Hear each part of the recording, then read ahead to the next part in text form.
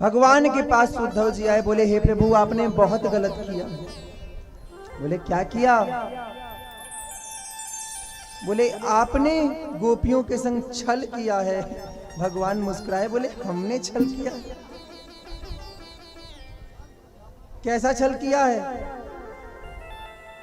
बोले आपने उनसे कहा परसों जाऊंगा और आज गए हो।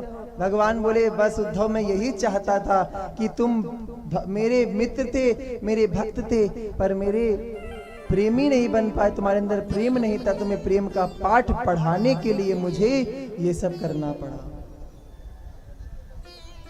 अपनी आंख बंद करो। जब आंख बंद करी तो क्या देखा कि भगवान के पास में किशोरी जी बैठी और सारी गोपियां चारों ओर से घेरे हैं और उसके ऊपर एक सिंहासन रखा जिस पे नंद बाबा और यशोदा मैया बैठी हुई हैं। सभी अपने स्थान पे बैठ जाए, अन्यथा बातें कोई ना करे।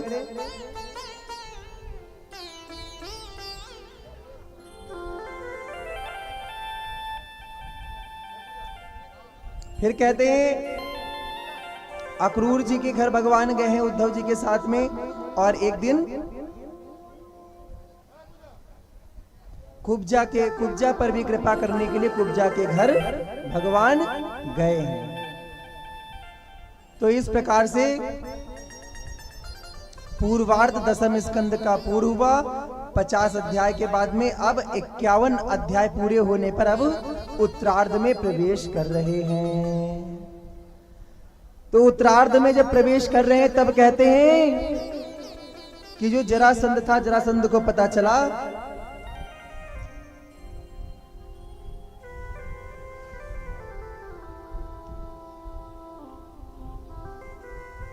कि हमारे जो जमाई हैं, जरासंध का जमाई कौन था? बोलो बोलो, कंस। जरासंध की 2 बेटी थी, अस्ति और प्राप्ति। जब सुना मेरी बेटी अस्ति और प्राप्ति विधवा हो गई है, किसने किया? बोले कृष्ण ने। तब से जरासंध का बैर हो गया। और कहते हैं जरासंध भगवान से युद्ध करता, भगवान हर बार जरासंध को हरा देते।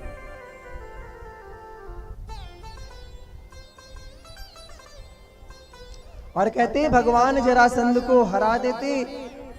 17 बार भगवान ने जरासंध को हराया है। 18वें बार में जरासंध ने ब्राह्मणों को पकड़ा। बोले ब्राह्मण देवता, एक मेरे लिए पूजा करनी है, मैं तुमको जितना मांगोगे उतना दूंगा। ब्राह्मणों ने बिना सोचे समझे संकल्प कर लिया, जाओ यजमान जो तुम कहोगे वो हम करेंगे। बोले अब सुनो क्या करना है? बोले बताओ। बोले तुमको जो कृष्ण है उनसे मैं जीत जाऊं ऐसी तुम पूजा करो जिससे कृष्ण मुझसे हार जाए। ब्राह्मण देवता बोले ये तो असंभव है, वो साक्षात भगवान है। जरासंध बोले देखो ब्राह्मणों, तुमने अब संकल्प किया है, तुम्हें जिताना ही पड़ेगा, अन्यथा फिर सोच लेना संकल्प तोड़ कर जाओगे तो मैं छोड़ूंगा नहीं। ब्राह्मण बोले बढ़िया फंस गए महाराज। ब्राह्मण क्या कहते हैं? बढ़िया फंस गए, अच्छे खासे थे और बढ़िया संकल्प ले लिया। भगवान से कहने लगे हे भगवान कृपा करना, संकल्प लेवाया है इसे भी पूरा करवाना। तो कहते जब 18वां युद्ध हुआ तो भगवान ने कहा दाऊ, क्या कहा है भगवान ने? दाऊ अब युद्ध करके परेशान हो गए, चलो मथुरा को छोड़ करके दूसरी जगह रहते हैं। तब क्यों कहा ऐसा? क्योंकि इस बार 18वीं बार में काल्यवन भी आया है और संतों को भी संग में लाया है। बोले आगे आगे तुम चलोगे। भगवान ने देखा, बोले संत पे मैं वार नहीं करूंगा और काल्यवन को मैं जिंदा नहीं छोड़ूंगा। भगवान ने काल्यवन को भगा कर ले गए और मुचकुंद नाम के राजा के द्वारा उसको भस्म किया है। इधर दाऊ जी ने युद्ध कर रहे थे, पर जब संत आगे आए तो भगवान ने कहा दाऊ संत पे हाथ नहीं उठाएंगे, हम भाग चलेंगे। तो कहते भगवान युद्ध छोड़कर भाग गए और उनका नाम पड़ गया रणछोड़। बोले रणछोड़ भगवान की जय। देखिए भगवान ने भक्तों के लिए अपना नाम रणछोड़ धरवा लिया। और देखिए भागवत हमें क्या बताना चाह रहे हैं? दसम स्कंद के 51 अध्याय पूरे होने पर उत्तरार्ध लग गया। क्या लग गया यहाँ? उत्तरार्ध। और मेरे प्यारे, भगवान को मथुरापुरी खाली करके जानी पड़ी, तो कहीं ना कहीं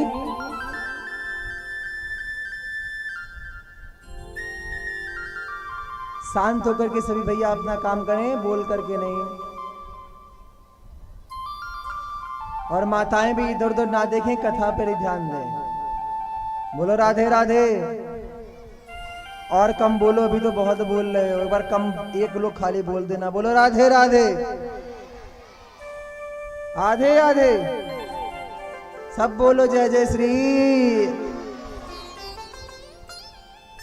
अब कथा में ध्यान रखना, अब अगर किसी ने भी इधर उधर देखा या बात करी तो फिर सोच लेना। तो कहते हैं कहीं ना कहीं अगर हम इसे अपने जीवन से जोड़ें तो देखिए, जब 51 वर्ष पूरे हुए तब उत्तरार्ध लग गया। और जो मथुरापुरी है, यही कहीं ना कहीं हमारी ये मानवपुरी है। क्या है? हमारी मानवपुरी ही मथुरापुरी है। और मथुरापुरी में जरासंध के युद्ध होते हैं, जरासंध आता है, अर्थात 51 के बाद में जरा अर्थात बुढ़ापा आने लगता है। हाँ, 51 के बाद आदमी धीरे धीरे बूढ़ा होता है, नहीं होता? कहीं घुटने में दर्द, कहीं हाथों में दर्द, कहीं सर में दर्द, कहीं आंखें कमजोर हैं। लेकिन हम लोग भी कम नहीं हैं, जरासंध से युद्ध करने के लिए बार बार तैयार रहते हैं। घुटने में दर्द है, जाकर के दवाई ले आए। आंखों में दर्द है, आंख बनवा ली। और अगर कहीं भी दर्द है, हम उसको बनवा लेते हैं। जहां तक किडनी भी फेल हो जाए, हम उसको भी लगवा लेते हैं। 17 बार जैसे भगवान ने युद्ध किया है, हम भी युद्ध करते रहते हैं। पर जब 18वीं बार जब कौन आता है, जब हमारे पास कालिवन, कौन आता है? कालिवन नाम का जब हमारे पास में राक्षस आता है, अर्थात जब मौत आती है ना, तब भगवान जिस प्रकार से मथुरापुरी को छोड़कर चले जाते हैं, उस प्रकार से हमें भी जब काल आ जाता है मारने के लिए, तब हम भी बच नहीं पाते हैं। कितनी भी दवाई कर लो, पर जब काल वन आ गया है, तुम्हें भी मेरे प्यारे मथुरापुरी खाली करनी ही पड़ेगी। इसीलिए जैसे भगवान ने पहले से सोच लिया, दाऊ अब मथुरापुरी खाली करनी है, उसी प्रकार से आप भी सोच के चलो, हमें भी ये अपनी मथुरापुरी अर्थात मानव शरीर खाली कर देना चाहिए। चाहे लगा लो ओके साबुन, चाहे लगा लो सेंट, जगत में कोई ना परमानेंट। इसीलिए ये मत सोचो हम यहीं रहेंगे, हमें भगवान के पास जाना है, हमें द्वारिकाधीश के पास जाना है, हमें अपना मथुरापुरी खाली कर देनी चाहिए। पर जब तक भगवान मथुरा में रहे, अच्छे कर्म करना नहीं छोड़ा, अच्छा दान देना नहीं छोड़ा, उसी प्रकार हम लोग भी जब तक मथुरापुरी से मानवपुरी में हैं और भगवान ने हमें सामर्थ्य दिया है, तो हमें भी अच्छे कर्म, सत्कर्म और धर्म में अपने आप को लगाना चाहिए। क्यों? हम लोग क्या कहते हैं आरती में? तन मन धन सब है तेरा। पर क्या हम लोग सच में समर्पण करते? तन को समर्पण करते हैं, महाराज बहुत जरूरी काम आ गया, हम कथा में नहीं आ पाएंगे, तो यानी तन झूठ बोला। अब मन, कथा में बैठे पर इधर देख रहे हैं, कहीं उधर देख रहे हैं, हा? तो मन भी समर्पण नहीं हो पाता।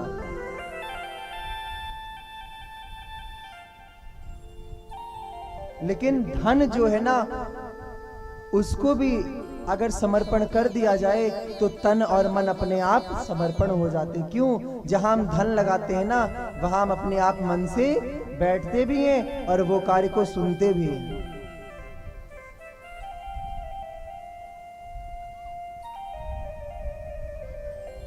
तो इस प्रकार से कहते हैं, हम लोगों ने कल की कथा जहां पर छोड़ी थी उसको पूरी करी। अब हम लोगों ने कल क्या सुना था कि भगवान ने रुक्मणी से विवाह किया। देखो, रुक्मणी जी के जो भाई थे उनका नाम था रुक्मी।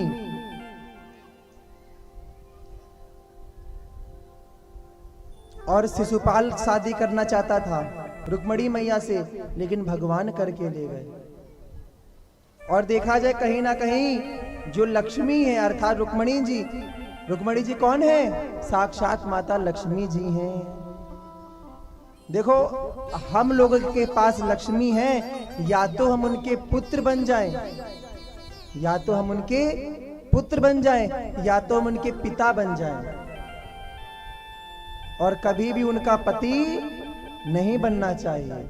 क्योंकि जो उनके पति बनने का काम करते हैं वो नरक में जाते हैं और उनका कोई भी लाभ जीने का नहीं होता। पुत्र का क्या मतलब है? बोले धन तुम्हारे पास है और उसे भगवान का मानो। हे माँ लक्ष्मी, आपकी बड़ी कृपा है, हम सतमार्ग पे चलेंगे, अच्छे कर्म कराएंगे, अच्छे काम करेंगे, ये पुत्र बन गए। और पिता का क्या है? पिता का होता है कि जब नारायण भगवान आए तब उनको समर्पण कर दी। जिस प्रकार से धर्म का कार्य हुआ, धर्म की वस्तु बन रही है, धर्म कुछ करना चाह रहे, यज्ञ करना चाह रहे, तो उसमें दान दिया, दक्षिणा दी, भगवान पे समर्पण किया या कथाएं कराई, ये पिता बन करके भगवान को लक्ष्मी दे दी। अर्थात ये हम लोग भगवान को बेटी मान करके भगवान को समर्पण कर देते हैं, माता लक्ष्मी को बिटिया मान करके। पर जो पति बनता है, ना धर्म में देता है, ना दान करता है, अपने पास दबा कर रखता है, केवल मदिरा पान में, मांस खाने में अपना जो धर्म बर्बाद करता है, माँ लक्ष्मी उसके पास से रोट करके बोलो बोलो चली जाती है। अगर तुम शिशुपाल बनोगे तो माँ लक्ष्मी तुम्हारे पास से हमेशा के लिए चली जाएंगी।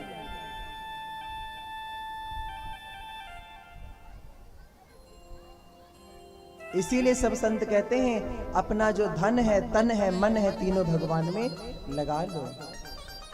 और मेरे प्यारे, बस आज का ही दिन बचा है। आप लोग भी अगर अपने धन को सार्थक करना चाहते हैं, अगर अपना कुछ पैसा भगवान की भूमि में लगाना चाहते हैं जहां पर भक्त रुक सके, बैठ सके। और कल तो हमारे बीच में ऐसे गुजरात के भक्त जुड़े हैं जिन्होंने 101 सिरमिंट की बोरियों का दान किया है। अर्थात भगवान अब क्या बताना चाह रहे हैं कि हे राधानंदन, हे मेरे भक्तों, तुम आगे चलो, तुम भूमि की चिंता ना करो, हम तो तुम्हारे बनवाने का भी इंतजाम करे देते। तो ऐसे भक्त बड़े कम ही मिलते हैं जिन्होंने 101, एक बोरी नहीं, 2 बोरी नहीं, 10 बोरी नहीं, 20 बोरी नहीं, 101 बोरी सिरमिंट का दान किया है। उनके लिए एक बार जोरदार तालियां हो जाएं। ऐसे भक्त तो भगवान की कृपा से ही मिलते हैं। और आज भी हमारे पास कुछ भक्त आपके गांव के आए थे, बोलते महाराज जी हम भी सहयोग करेंगे और जितना हमसे बन पड़ेगा उतना करेंगे। 1 फुट नहीं हमसे बनेगा, हम 1 या 2 गज भूमि देंगे आपको। और मुझे भरोसा है अगर आप सब भक्तों ने ऐसे ही हमारा साथ दिया तो बहुत जल्द, अगर बिहारी जी की कृपा रही तो इसी साल में बिहारी जी का वहां पर झंडा गड़ जाएगा और हम सब मिलकर के वहां पर भूमि का पूजन करने के लिए पहुंच जाएंगे। ये भी एक बहुत ऊंची बात है, बहुत एक कृपा की बात है कि कम समय में अगर बिहारी जी ने चाहा, जो इसी वर्ष के मई हो गई, जून, जुलाई, अगस्त, सितंबर, अक्टूबर, नवंबर, दिसंबर, इन्हीं 6-7 महीनों में हम लोगों ने अगर बिहारी जी ने चाहा तो भूमि ले लेंगे। बोलो राधे राधे। इसलिए मेरे प्यारे, आप लोगों से भी जो बन सके, आज का दिन है, जिन भक्तों ने कल सहयोग किया उनको भी व्यासपीठ से बहुत सम्मान है, आशीर्वाद है। और जो आज करना चाहे, आज का समय है, धन की सार्थकता है, कल से आपसे कोई नहीं कहेगा। तो अगर आप रसीद प्राप्त करना चाहे तो आकर के रसीद अवश्य कटवा लेना, क्योंकि धन को सार्थक बनाने के लिए हम केवल धर्म में लगाएंगे तभी बनेगा, अन्यथा सार्थक बनने वाला बोलो बोलो नहीं है।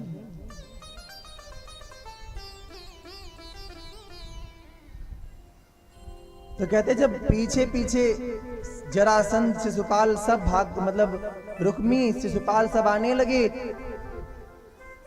तो कहते हैं भगवान से मैया ने कहा, हे प्रभु पीछे हमारे भैया आ रहे हैं, आप में भगा कर ले जा रहे हो, अगर वो आपसे युद्ध करेंगे तो उनको आप मारना मत।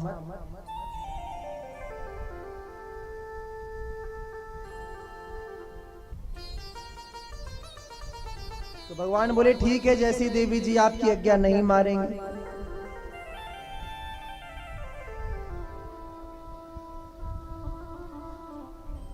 तो कहते हैं जब थोड़ी दूर चले तो वहां यादव वंशी सेना आ गई।